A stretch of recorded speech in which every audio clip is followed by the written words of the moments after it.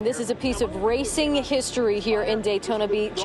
The last part of famed NASCAR mechanic Smokey Yunick's garage was gutted by fire tonight and is being called suspicious. In Daytona Beach that nobody had touched in years, sitting behind a faded sign that read, "Best damn garage in town." Now picture the day that door finally swung open, and instead of dusty secrets nobody understood, fans found engines that beat modern fuel economy numbers, patents that predicted safety technology decades early, and a race car that quietly forced NASCAR to rewrite its rulebook. This is the true story of what was actually found inside, and why it still stuns people who hear it for the first time today.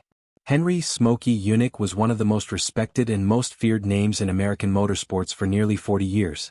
Mechanics either loved him or resented him, because he had a habit of finding solutions nobody else could see and then daring the rulebook to catch up. He ran his shop on North Beach Street starting in the late 1940s, and by the time he closed its doors to regular business in the late 1980s, the building had become something close to legend among racers, engineers, and fans who had heard the stories but never actually seen inside. Smokey passed away on May 9, 2001, after a battle with leukemia, at the age of 77. He had spent his final months doing something few people expected from a man known for cigars, colorful language, and zero patience for nonsense. He was finishing a massive autobiography, working with his daughter and a small publishing team to make sure his own words, not somebody else's version of events, would be the record left behind. He also made his wishes about the garage very clear before he died. He did not want it turned into a shrine. He did not want it sealed off for collectors with deep pockets. He wanted the tools, the parts, and the machines to go back out into the world and get used. So in early 2002, during Daytona Speed Weeks, his widow opened the garage to the public for a sale that fans still talk about today. People flew and drove in from across the country, some from states as far away as Maine and Oregon, all hoping to walk away with a piece of history. And what they found inside wasn't a hidden vault of forbidden technology. It was something almost more interesting than that, an ordinary lived-in workshop, packed floor to ceiling with decades of real work. There were simple things, the kind of tools any mechanic would recognize, priced low enough that regular fans could actually afford them. Hammers for a few dollars. Boxes of spare parts for 20. A vintage dealership sign. An old manual typewriter that Smokey had used for years. But mixed in among all of that ordinary clutter were pieces that were anything but ordinary, engines and prototypes that represented years of experimentation most people in the industry had never even heard about. The family later described the feeling of the sale as something like sorting through a first-class junkyard, because that's genuinely what it felt like. Not glamorous, not staged, just an honest collection of a working life. And that honesty was the whole point.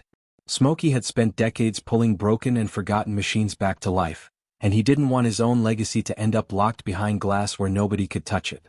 The money raised from the sale went toward a foundation meant to support new ideas in motorsports, which felt fitting for a man who spent his whole career pushing engineering forward whether the rulebook liked it or not. His daughter later said something that stuck with a lot of people who heard it. While fans were excited about buying physical objects, tools, parts, keepsakes, she said the thing she valued most wasn't anything you could hold in your hands. It was his stories. And one phrase from her husband about Smokey has followed him ever since. He called him NASCAR's wildest cheater. Not as an insult but as a badge of honor, because so much of what Smokey did wasn't really cheating in the way people assume. It was finding gray areas in the rules and exploiting them so cleverly that officials had no choice but to write new rules just to catch up with him. Now here's where the story gets genuinely wild, because among everything sold and everything kept by the family, there was a group of engines that represented what might be Smokey's single most underrated achievement: his hot vapor engine research. While most of the auto industry was chasing computer-controlled fuel injection, Smokey was quietly proving that you could get incredible power and fuel economy out of a modified carburetor system, if you were willing to rethink how fuel and air actually combine inside a cylinder. The basic idea is called adiabatic combustion, and in plain terms it means instead of trying to keep the fuel mixture cool the way most engines do, Smokey used waste heat from the exhaust and coolant to essentially boil and fully vaporize the fuel before it ever reached the cylinder. That let the engine run on an extremely lean mixture, far leaner than a normal engine could handle without misfiring or overheating. He built this system into several different small engines during the 1980s, including a modified Pontiac Fiero 4-cylinder, and the results reportedly stunned engineers who tested them. Independent testing is said to have shown major jumps in both horsepower and fuel economy compared to the stock engines, all while still meeting the strict emissions standards of the era, and all without a single line of computer code managing the process. The concept actually traces back to the 1950s, developed in part with a Holley carburetor specialist and General Motors technician named Ralph Johnson, who worked with Smokey to understand exactly how far they could push the fuel mixture before the engine started to detonate itself apart. Johnson later described the process almost poetically, saying the engine ran at its absolute best right before it was about to fail. That's the kind of edge Smokey liked to work on his entire career, technical and otherwise. Multiple hot vapor prototypes were reportedly built into different vehicles over the years, and several of the original engines survived and stayed in the family after Smokey's passing. One of the most famous survivors, a Fiero built around this technology, eventually found its way into the hands of a passionate collector who restored it and actually drove it as a daily vehicle for years before donating it to a drag racing museum in Florida, where it remains on public display today. Another example is said to be held by the Smithsonian. Despite everything these engines proved on paper and on the dyno, the technology never made it to mass production. Between concerns about long-term durability, licensing costs, legal complications, and the simple fact that big manufacturers are often reluctant to adopt outside inventions, the hot vapor engine quietly faded from the mainstream conversation. But the physical proof still exists, sitting in museums and private collections, a reminder of an idea that worked and never got its fair shot. Smokey didn't just build things in secret and hope someone noticed. He also filed patents, formal legal proof that an idea existed and that he was the one who thought of it first.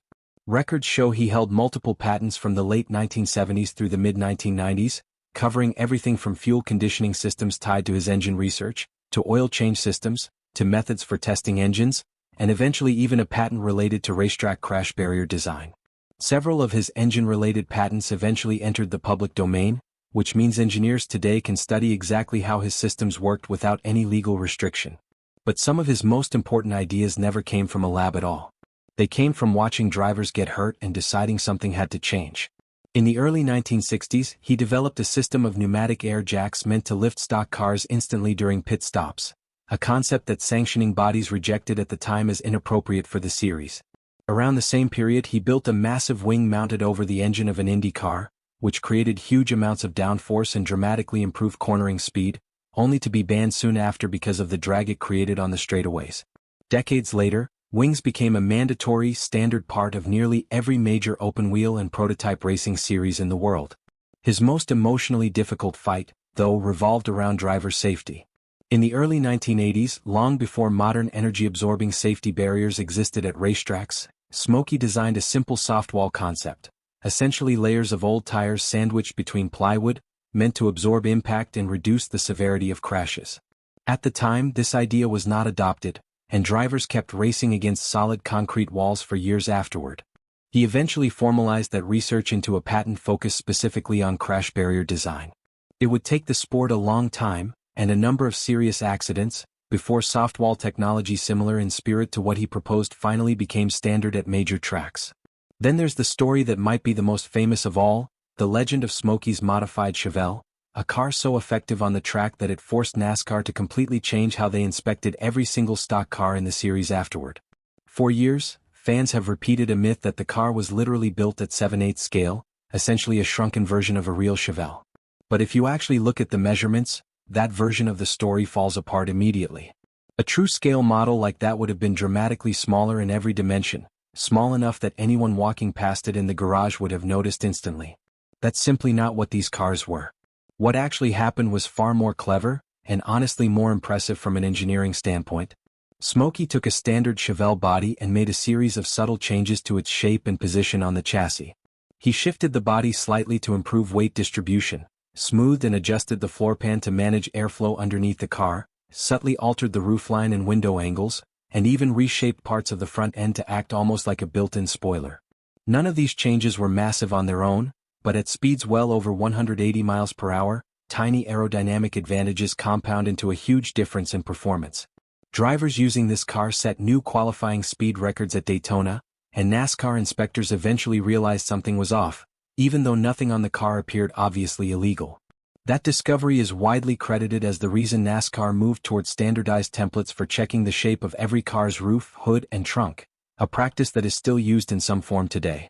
Smokey himself pushed back against the pure scale model myth in interviews and in his own writing, explaining that the real story was about smart, incremental engineering rather than an obvious trick. That fits the pattern of almost everything he did throughout his career.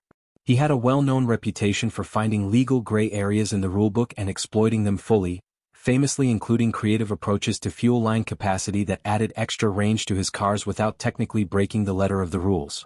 He argued more than once that plenty of other teams were bending the rules far more aggressively than he ever did, and that his own approach was simply a matter of leveling the playing field. All of these stories, the engines, the patents, the Chevelle, come together in the most personal artifact Smokey left behind: his autobiography. Titled Best Damn Garage in Town, it was a massive project, published shortly after his death, running well over 1,000 pages across multiple volumes and packed with hundreds of photographs documenting his life, his stock car career, and his work at the Indianapolis 500. It remains the closest thing fans have to hearing the story directly in his own words, rather than through secondhand legend. Inside those pages, Smokey wrote about the tragedy that pushed him away from NASCAR entirely for a period of his life. In 1964, his close friend and one of the drivers he worked with, Fireball Roberts, was critically injured in a crash and later died from his injuries.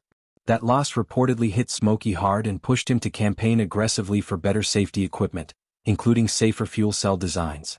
When those safety proposals were repeatedly turned down by NASCAR's leadership at the time, Smokey stepped away from the sport for a period, frustrated that safety improvements he believed could save lives were being ignored.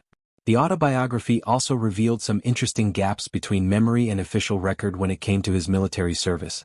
Smokey often told stories about his time in the Army Air Corps during World War II, and while some of the specific details he recalled don't perfectly match official archive records, what is documented and verified is that he served with distinction, achieved the rank of second lieutenant, and earned an Air Medal while serving overseas. Whatever the exact details of individual missions, his service record was real, and it clearly shaped the disciplined, no-nonsense attitude he carried into his racing career afterward. His accomplishments on the racing side of things are just as well documented. He was credited with dozens of race wins as a crew chief and team owner across his career, multiple championships, and a win at the Indianapolis 500 as a master mechanic. He became the first car owner to win back-to-back Daytona 500 titles, and by the time of his death, he had already been inducted into more than 30 different motorsports halls of fame, including some of the very first induction classes of major national organizations. So when you put it all together, the garage sale, the surviving hot vapor engines now sitting in museum displays, the patents that engineers can still study today, the safety concepts that predated modern racetrack technology by decades, and the massive personal autobiography he finished in his final months, the picture that emerges is nothing like the exaggerated rumors that tend to spread online. There was no secret government seizure. There was no vault of forbidden technology that officials tried to erase from history. What actually happened was something much more grounded and honestly much more impressive. An ordinary public sale that revealed the extraordinary depth of one man's work, spread out for anyone willing to show up and see it for themselves. The building itself didn't survive forever. It was sold off in 2003 as part of the family's plans, and the final remaining structure was destroyed in a fire in 2011. But by that point, the things that actually mattered, the running engines, the documented patents, the published book, and the permanent changes he forced onto the sports rulebook, had already spread out into museums, private collections, and racing history books across the country. Smokey Yunick spent his whole life proving that the person willing to think differently, and willing to accept a little controversy along the way, could push an entire industry forward whether that industry wanted to be pushed or not. The templates every NASCAR inspector still uses, the safety barrier concepts that eventually evolved into the systems protecting drivers today, and the fuel efficiency ideas still being studied by engineers decades later are proof that his ideas outlived every rumor about him. If you had been standing outside that garage back in 2002, what would you have hoped to walk away with? A $5 hammer that once belonged to a legend, or a shot at owning one of those extraordinary hot vapor engines? Let us know what part of this story surprised you the most, and if you enjoyed learning the real history behind one of motorsports' most fascinating minds, make sure to like this video and subscribe for more true stories from the world of racing.